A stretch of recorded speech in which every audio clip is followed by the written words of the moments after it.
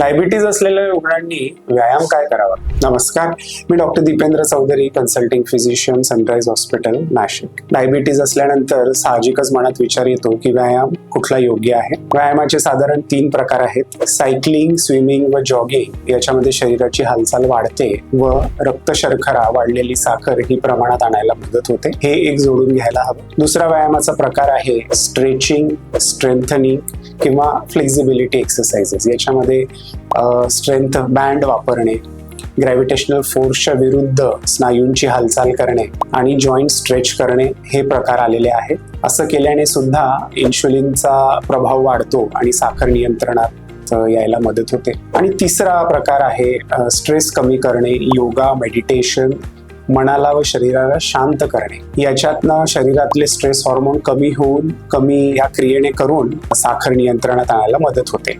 तर या 3 पैकी 2 प्रकार तरी तुम्ही लगेच जोडले पाहिजे आणि नॉन फार्मॅकोलॉजिकल म्हणजे औषधं न वापरता साखर नियंत्रणात आणायला स्वतःलाच मदत केली पाहिजे. धन्यवाद.